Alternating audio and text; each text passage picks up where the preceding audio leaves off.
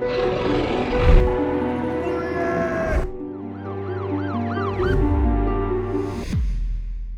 are some well-travelled roads of England where local police and roadside emergency services seem to have become quite accustomed to apparitional reports, believed car accidents which turn out to be bizarre hauntings. Here are two such locations. Bluebell Hill.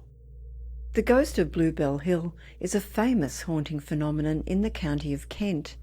It has been reported on in several national newspapers over the years, with many accounts of repeated occurrences. Unsuspecting motorists have suddenly seen a woman running out in front of their vehicles late at night, often making intense eye contact with them before being hit and then vanishing. No evidence of any collision has ever been detected, and neither has there ever been a victim identified from these incidents.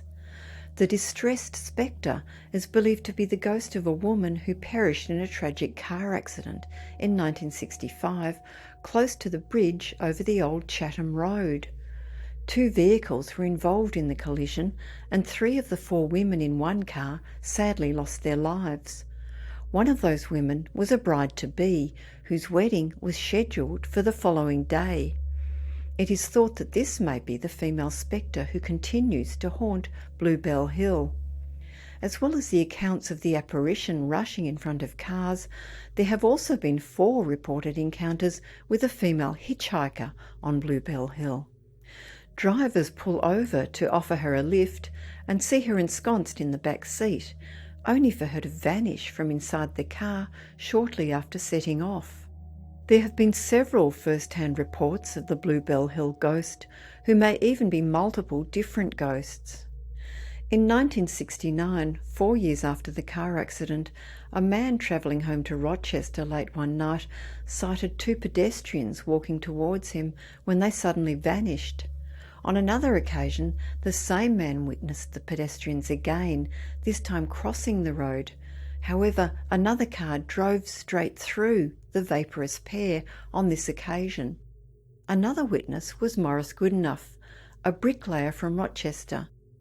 It was in the early hours of July 13, 1974, when Goodenough drove through Bluebell Hill, only to have who he described as a young girl appear in front of his car. He later reported that the girl simply walked out in front of his car from the edge of the road, and that his vehicle hit her with a hell of a bang. He leapt out of his car to attend to the girl, who he found lying by the road with a cut on her forehead and grazes to her knees. He then covered her with a rug and tried to wave down passing motorists, but no one would stop. Deciding that it would be medically inadvisable to try and move her into his car, he hurried off to Rochester Police Station to report the incident. The police quickly went to the scene, but found nothing but the rug Goodenough had placed over the girl. A search was then called in the surrounding area, but had no success in finding the casualty. The next morning, the search resumed at dawn using tracker dogs, but they were unable to detect any scent, tracks or blood traces. A full check of hospital admissions and even a newspaper appeal for the missing girl were carried out, but nobody came forward with any information. That following Saturday night, Goodenough was interviewed by News of the World and appeared still shaken and adamant that he had definitely hit a girl. He insisted to the interviewer that he was not going mad, but was mystified as to where she had vanished. He was still physically shaking from the experience. The press quickly jumped to the conclusion that the girl must have been a ghost. Their research regarding the incident in 1965 and the local legend of the hitchhiking ghost led them to assume that the girl's appearance must have been supernatural. The fact of the girl's appearance in the location of the 1965 crash, her disappearance and the lack of forensic evidence following the incident, and the absence of damage to Goodenough's car all pointed to this conclusion. Since then, another witness from around the same time has written in an online blog of his experience, which he emphasises is an absolutely true account. Between 1964 and 1973, he was a member of the Kent Ambulance Service, based at the Medway Authority. One night, on Christmas Eve, he was driving back from a Maidstone hospital in an ambulance after transporting a patient there. He and his co-worker were travelling up Bluebell Hill when suddenly they noticed a figure wearing what appeared to be a wedding dress step out into the road. He slowed down and his mate leant out of the cab window and asked the woman where she was going at that time of night. All she was wanting was a lift, so the writer jumped out to open the back doors of the ambulance and she got in. When the ambulance reached Rochester, he turned his head and called out to the woman, but the ambulance was now empty. It was nearly 20 years later, in 1992, when the so-called ghost girl was seen again. Late one Sunday evening in November, a 54-year-old coach driver named Ian Sharp was driving home to Maidstone when a young woman materialised directly in front of his vehicle near the Aylesford-bound junction at Bluebell Hill. Eerily, the woman stared directly into his eyes before he struck her, with her body going under the bonnet.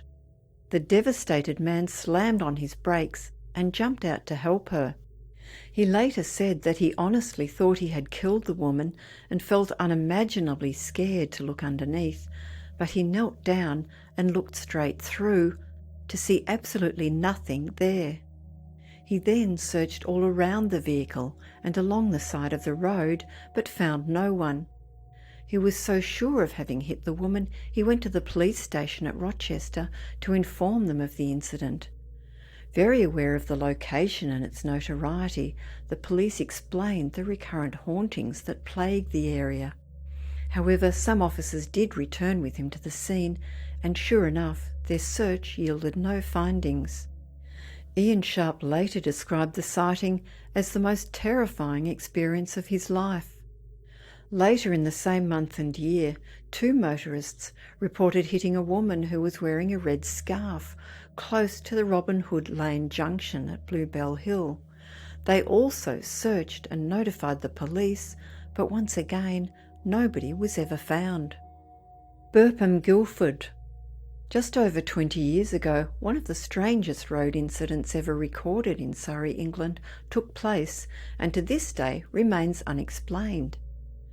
During a dark night on December 11, 2002, Surrey police were bombarded with calls from members of the public who had witnessed a car that had lost control and had careened off the A3 highway and over an embankment about 10 metres before the slip road near Burpham in Guildford.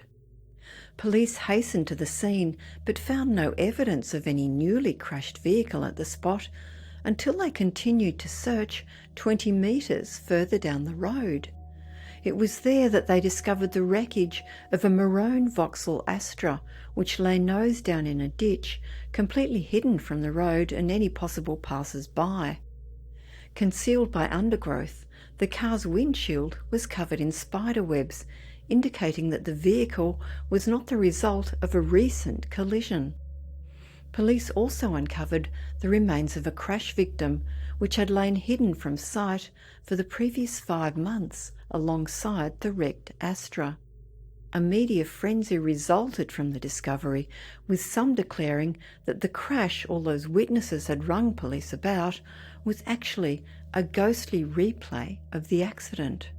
Surrey police announced that the body found at the scene was that of a 21-year-old man called Christopher Chandler, who was wanted for theft and had been evading the Metropolitan Police since July 16 that year. He had evidently crawled from the wreckage and made a brief attempt to call his brother before passing. Police talked down any suggestion that the fracas of the collision was some kind of paranormal event, pointing out the fact that the car was obscured by bush, causing it not to be reported sooner. However, many local witnesses still maintain that the crash was a ghostly apparition, like a phantom replay of the actual incident and the last moments of the young driver's life. Over 2 decades later, debate still continues about why other motorists heard the noise, and even witnessed the event, and why exactly it occurred at the location of a crash that had happened 5 months previously.